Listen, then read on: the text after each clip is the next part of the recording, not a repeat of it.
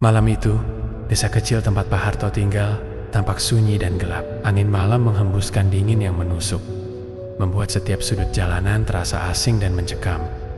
Di kejauhan, hanya terlihat remang cahaya dari beberapa lampu rumah yang masih menyala. Di balik jendela rumahnya yang besar, Pak Harto berdiri, merenung dalam bayang-bayang kekayaannya yang dulu membuatnya bangga.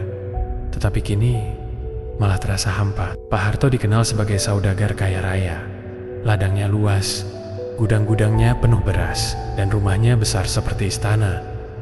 Namun, satu hal yang selalu menjadi bahan bisik-bisik di desa, Pak Harto tak punya anak. Selama bertahun-tahun menikah, dia dan istrinya tak pernah dikaruniai keturunan. Di balik senyum yang ia tunjukkan pada para tetangga, hatinya diliputi kecemasan. Kekayaan yang ia kumpulkan terasa sia-sia, kosong, tanpa adanya pewaris. Hari-hari berlalu dalam kesunyian yang menyesakan.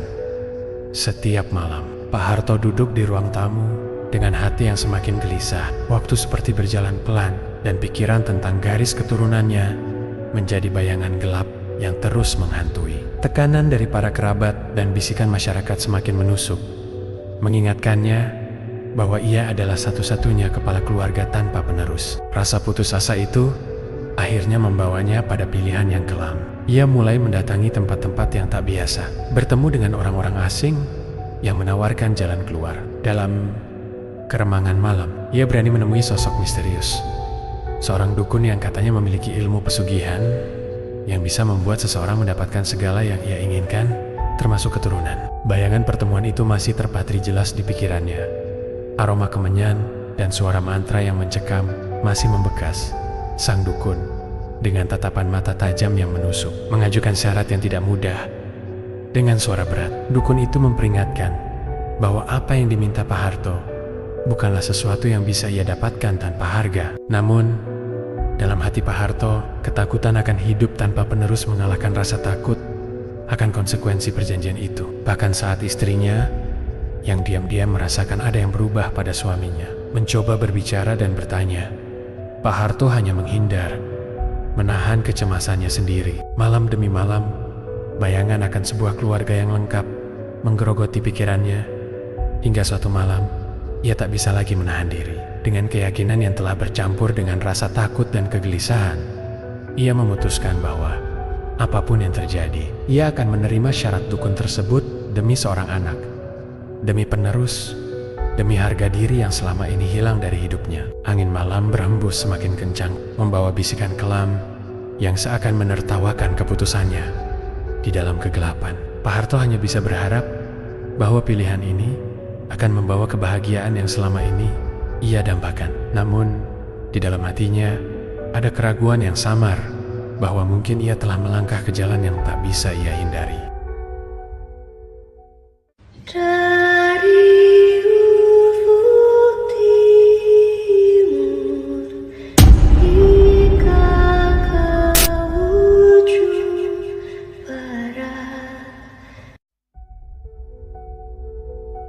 Pak Harto berangkat di tengah malam, ketika desa sudah tenggelam dalam sunyi. Di atas kudanya, ia melintasi jalanan gelap menuju desa tetangga yang tak terlalu jauh. Namun terasa asing dan jauh di tengah kabut malam, tak ada yang tahu kemana ia pergi. Dan ia sendiri hanya mengikuti desakan dalam hatinya, dorongan yang mengalahkan rasa takutnya pada apa yang mungkin ia temui. Setibanya di rumah dukun pesugihan yang terkenal itu, Pak Harto merasa udara di sekelilingnya berubah. Rumah kecil dengan atap jerami itu berdiri di ujung desa, dikelilingi pohon-pohon besar yang menjulang, menciptakan bayangan hitam yang seakan mengurung tempat itu. Dari celah jendela, terlihat cahaya redup lilin menyala di dalam. Pak Harto mengetuk pintu, dan tanpa banyak suara, pintu itu terbuka, memperlihatkan seorang pria tua dengan sorot mata tajam yang memandangnya tanpa ekspresi. Suara angin yang mendesir kencang seakan menjadi pengantar pertemuan mereka. Pak Harto masuk ke dalam, dan dukun itu membimbingnya duduk di ruangan yang penuh dengan benda-benda aneh. Tulang hewan, botol-botol berisi cairan hitam, dan sesaji yang terhampar di lantai. Suara lantunan mantra bergema pelan, menambah kesan mencekam pada ruangan itu. Sang dukun berbicara dengan suara serak, penuh misteri, seakan membawa Pak Harto tenggelam dalam suasana gelap yang tak lagi bisa ia hindari. Dukun itu mulai memberikan serangkaian instruksi yang jelas. Pak Harto harus mempersiapkan sesaji tertentu, melakukan puasa khusus, dan menunggu waktu yang tepat untuk melaksanakan ritual. Semua harus dilakukan di tempat tertentu. Di hutan, pada malam purnama, Pak Harto mendengar setiap instruksi dengan serius. Namun ada sesuatu yang tak ia tanyakan. Apa harga yang harus dibayar? Dukun itu memang menyebutkan bahwa ada biaya untuk setiap permintaan. Namun, Pak Harto tak ingin tahu lebih jauh. Harapannya untuk memiliki anak menutup semua pikirannya, menenggelamkan rasa takut yang mungkin seharusnya ia rasakan. Akhirnya, dukun itu mengungkapkan imbalan yang akan Pak Harto terima. Dalam waktu 1 tahun, ia akan memiliki seorang anak. Namun, janji itu tak datang tanpa syarat. Dukun itu menatapnya dalam-dalam dan memperingatkan, saat anakmu berumur 7 tahun, ia harus kau serahkan. Pak Harto tertegun mendengar syarat itu.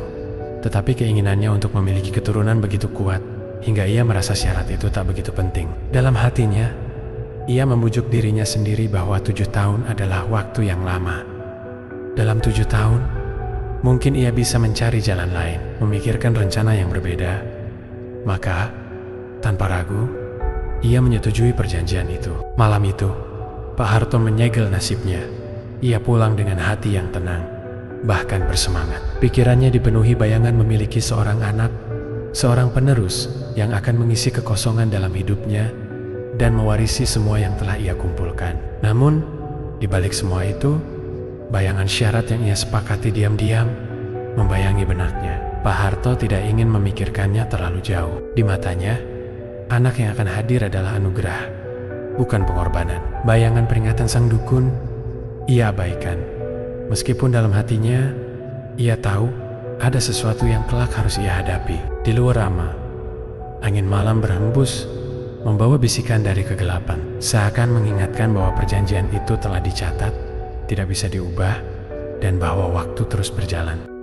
Setahun berlalu sejak malam perjanjian gelap itu, dan seperti yang dijanjikan dukun, lahirlah seorang anak laki-laki di keluarga Pak Harto. Bayi itu diberi nama Dimas, simbol dari harapan dan kebahagiaan yang selama ini dinanti-nantikan. Pak Harto dan istrinya, Bu Sari, tidak bisa menyembunyikan sukacita mereka. Tawa Dimas yang ceria membawa kehidupan baru ke dalam rumah besar yang dulu terasa sepi. Pak Harto merasa hidupnya kini lengkap, dan desas-desus di desa pun mulai mereda. Akhirnya, ada penerus yang akan mewarisi semua yang ia miliki. Dimas tumbuh dengan cepat. Sejak kecil, ia sudah menunjukkan kecerdasan yang luar biasa. Ia belajar berjalan lebih awal, berbicara dengan lancar, dan memiliki tawa yang menyenangkan. Keceriaan Dimas menyelimuti rumah, membuat Pak Harto dan Bu Sari merasa bahwa hidup mereka kini lebih bermakna. Pak Harto sering duduk di teras, memandang Dimas bermain dengan bangga. Dia merasakan kebahagiaan yang begitu mendalam, seolah-olah seluruh pengorbanan dan perjuangannya terbayar. Namun, jauh di dalam hatinya, ada sesuatu yang tak bisa ia lupakan. Seiring berjalannya waktu, Pak Harto mulai memperhatikan ada hal-hal aneh tentang Dimas. Di usianya yang baru 5 tahun, Dimas sering terlihat berbicara sendiri, seolah-olah ada seseorang yang tak terlihat di sampingnya.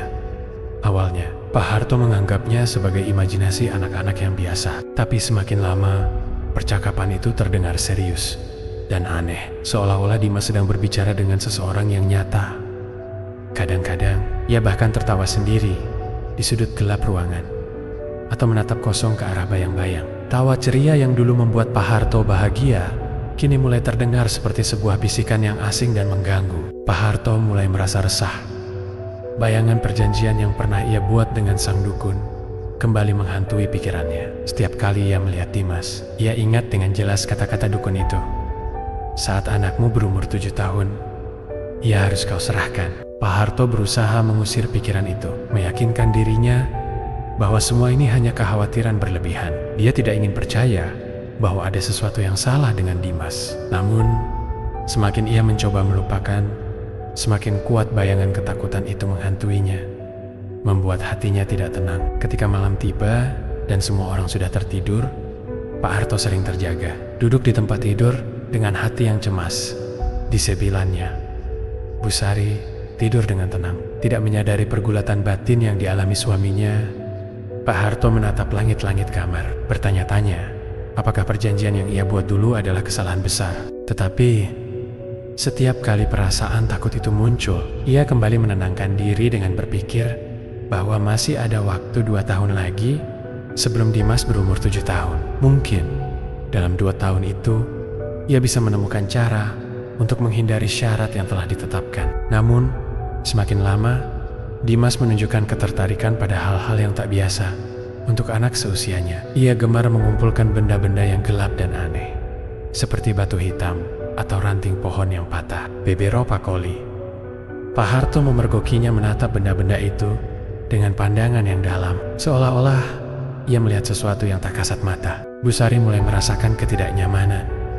Meskipun ia tak tahu penyebabnya, ia hanya merasa bahwa ada sesuatu yang berbeda pada anaknya. Namun ia mengabaikan perasaan itu, meyakini bahwa itu hanyalah rasa khawatir seorang ibu. Pak Harto terus berusaha menyangkal kegelisahan yang semakin mendalam itu. Ia tak ingin mempercayai bahwa Dimas, anak yang ia nantikan dengan sepenuh hati, mungkin membawa sesuatu yang kelam ke dalam hidup mereka. Setiap malam, saat Dimas tertidur di kamarnya, Pak Harto berdiri di pintu, memperhatikannya dengan pandangan yang bercampur antara cinta dan ketakutan.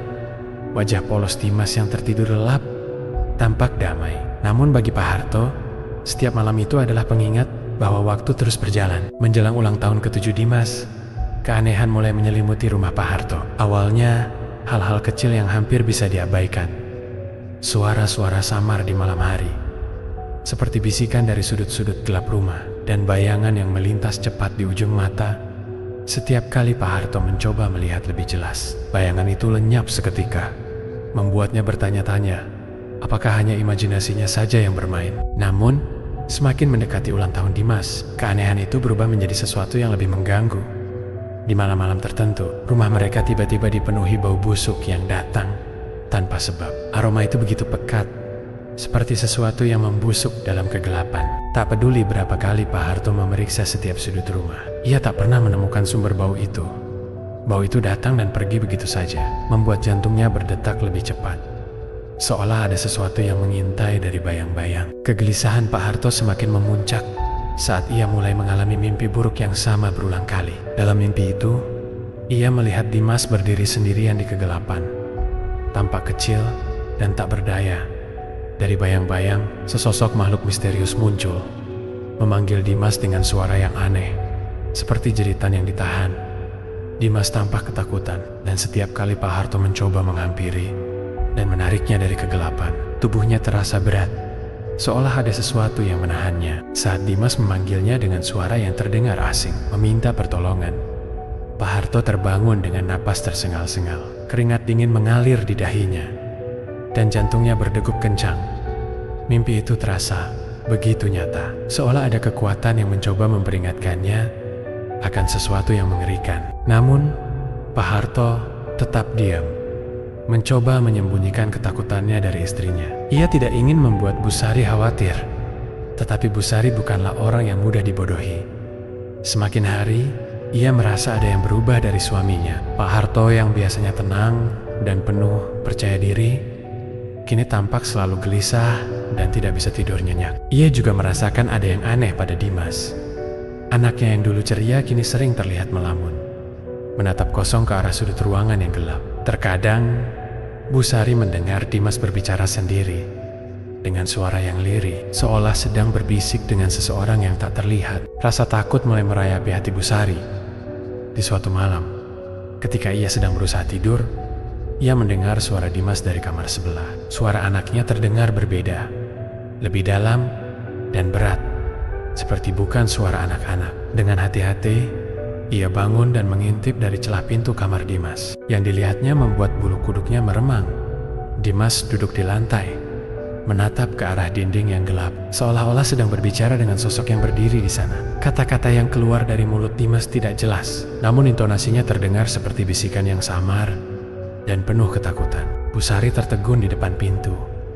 Jantungnya berdebar kencang. Ia ingin masuk dan memeluk anaknya, tapi kakinya terasa berat, seolah ada sesuatu yang menahannya untuk bergerak. Suara Dimas terus terdengar, berbicara dengan sosok tak terlihat itu, membuat hati Bu Sari semakin penuh kecemasan. Dalam kepanikannya, Ia berlari kembali ke kamarnya, berharap suaminya akan mendengarkan dan memberinya ketenangan. Namun, ketika Bu Sari mencoba menceritakan apa yang baru saja dilihatnya, Pak Harto hanya diam, pandangannya kosong. Ia hanya berkata bahwa semuanya baik-baik saja, seolah tidak ingin mengakui ketakutan yang juga menghantuinya. Malam-malam berikutnya menjadi semakin menegangkan. Setiap kali Pak Harto melihat Dimas, ingatan akan perjanjian dengan dukun itu kembali membayangi pikirannya. Ia tahu waktu semakin dekat, dan janji yang pernah dibuatnya kini mulai menuntut balasan. Teror yang mengelilingi mereka seolah-olah berasal dari sesuatu yang lebih besar, sesuatu yang tidak bisa mereka lawan. Pak Harto dan Bu Sari hanya bisa saling diam dalam ketakutan, menyadari bahwa apa yang akan datang mungkin adalah sesuatu yang tak terelakkan, sesuatu yang mengintai di balik kegelapan rumah mereka. Hari yang ditakuti akhirnya tiba. Malam itu, udara di rumah Pak Harto terasa begitu dingin. Meski tidak ada angin yang bertiup dari luar, langit gelap pekat, seolah menutup cahaya dari bulan dan bintang-bintang. Rumah yang biasanya hangat dan nyaman, kini terasa asing, seperti ada sesuatu yang bersembunyi di sudut-sudut gelapnya. Pak Harto duduk di ruang tamu, menggenggam kedua tangannya dengan erat, mencoba meredam getaran yang semakin kuat di tubuhnya. Ia mencoba meyakinkan diri bahwa semua ini hanyalah ketakutan berlebihan, bahwa ia masih bisa mengendalikan semuanya. Namun, hatinya tahu kebenaran yang tak bisa ia tolak.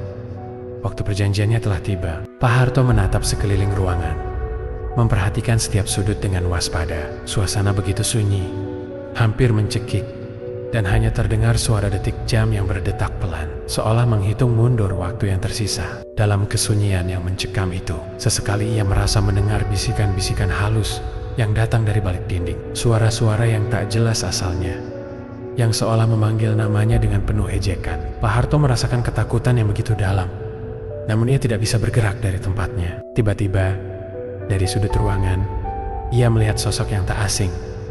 Dukun itu, pria tua dengan mata tajam yang dulu pernah ia temui, kini berdiri di sana, memandangnya dengan senyum yang mengerikan. Pak Harto tertegun, tubuhnya seakan membeku. Sosok dukun itu tidak bergerak, hanya berdiri diam dengan tatapan penuh arti. Matanya yang dingin seolah menembus jiwa Pak Harto, mengingatkannya akan perjanjian yang telah dibuat bertahun-tahun lalu.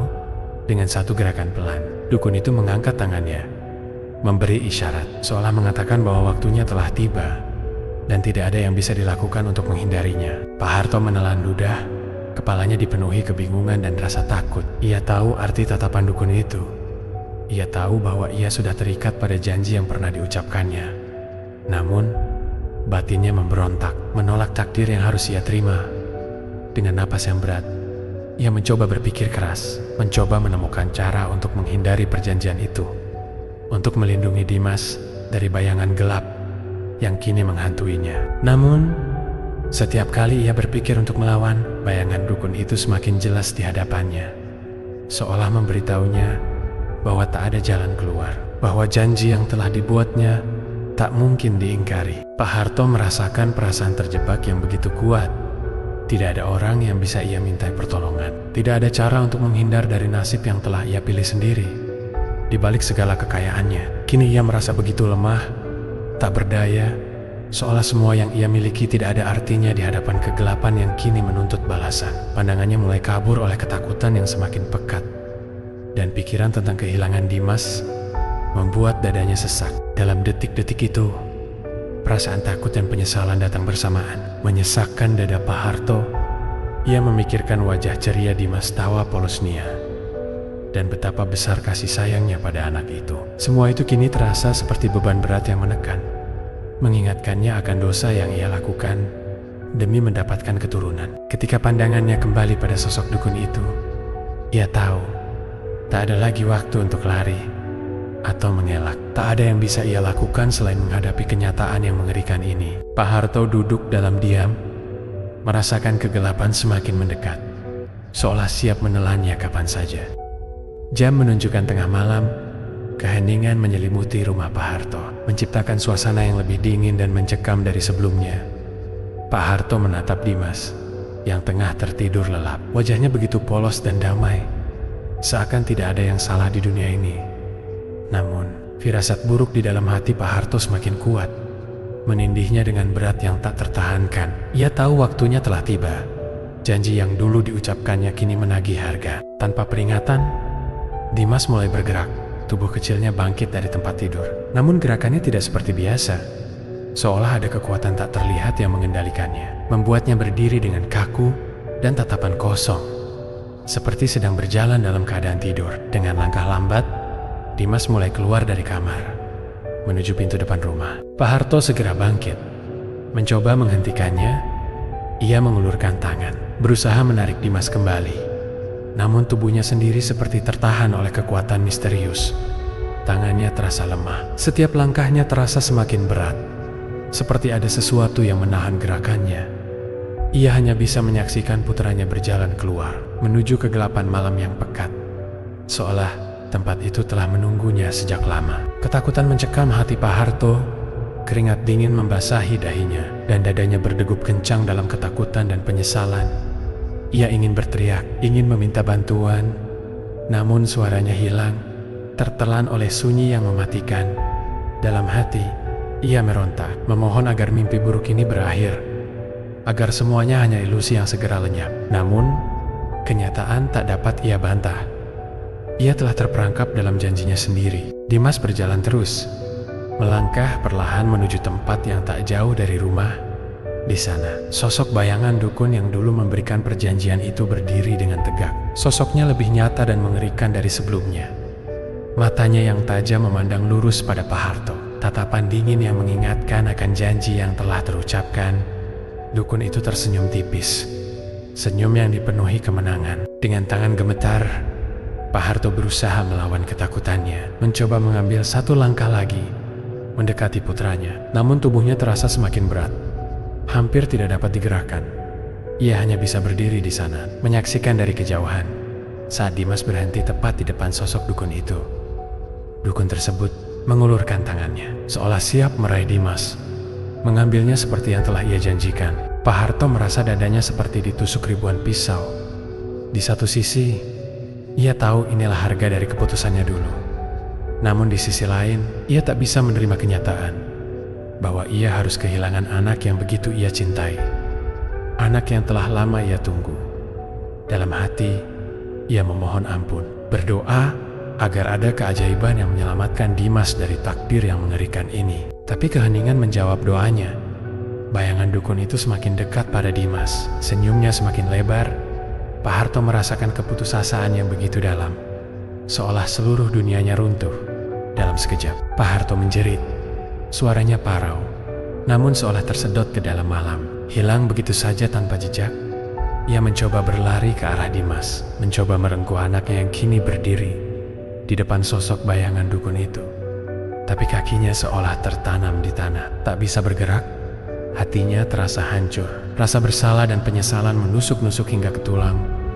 Dalam kegelapan itu, Pak Harto hanya bisa menonton, tak mampu mengubah takdir yang dulu ia pilih sendiri. Bayangan dukun itu mulai menelan Dimas perlahan-lahan. Seakan tubuh Dimas terserap ke dalam kegelapan tanpa suara, tanpa jejak. Mata kecil Dimas yang biasanya ceria, kini memandang ayahnya dengan tatapan sayu, seolah meminta pertolongan yang tak akan pernah datang. Pak Harto hanya bisa mengulurkan tangan kosongnya, berteriak lagi dan lagi. Namun suara itu tak menghasilkan apa-apa, selain keheningan yang semakin menyesakkan. Dan tiba-tiba, semuanya selesai. Dimas telah lenyap, seolah tidak pernah ada di sana. Malam terasa lebih sunyi, lebih dingin, dan jauh lebih kelam daripada sebelumnya. Hanya ada Pak Harto yang berdiri kaku, membeku, dan tercekik dalam kesedihan yang tak terkatakan. Tubuhnya lemah, jatuh berlutut di tanah. Tatapannya kosong. Ia tahu, anak yang selama ini ia dambakan, yang selama 7 tahun terakhir ia sayangi, kini sudah tidak ada. Ketika ia kembali ke rumah, wajahnya pucat, matanya tak lagi bersinar. Istrinya menatapnya, mencari jawaban dalam diam, tapi Pak Harto hanya menggeleng lemah. Kepedihan yang begitu mendalam tergambar di wajah mereka berdua. Mereka telah kehilangan segalanya. Cinta yang dulunya begitu kuat, kini berbalik menghancurkan mereka. Tidak ada yang tersisa selain kehampaan dan penyesalan yang menghantui. Beberapa hari berlalu, dan suasana di rumah itu semakin berat. Setiap sudut rumah seperti menyimpan bayangan, mengingatkan mereka akan kehadiran Dimas yang tak akan kembali. Pak Harto dan istrinya terdampar dalam sunyi yang menyesakkan. Mereka hidup dalam bayang-bayang kesalahan. Setiap sudut rumah memanggil memori yang tak bisa mereka lupakan. Namun, pada suatu malam, saat suasana rumah kembali sunyi mencekam, terdengar sesuatu yang membuat bulu kuduk mereka berdiri. Langkah-langkah kecil, pelan dan ringan, terdengar dari ujung lorong. Semakin mendekat, suara yang sangat familiar. Langkah kaki kecil yang biasa mereka dengar dari Dimas, Pak Harto dan istrinya saling memandang. Ketakutan bercampur harap. Mereka tahu itu tidak mungkin. Dimas sudah tiada. Namun, suara itu semakin jelas, mengisi keheningan malam, mendekat hingga terasa sangat dekat. Dengan gemetar, Pak Harto berusaha menguatkan diri, menatap ke arah lorong yang gelap. Namun tak ada yang muncul, hanya keheningan yang kini terasa seperti bayangan yang menyelimuti mereka. Seolah-olah kehadiran Dimas tidak benar-benar pergi. Kedua orang tua itu kini hidup dalam teror yang tiada akhir, dihantui oleh suara langkah kaki yang mungkin hanya ada dalam pikiran mereka, atau mungkin benar-benar nyata. Dan mereka menyadari bahwa harga dari sebuah perjanjian bisa jauh lebih besar daripada yang mereka duga.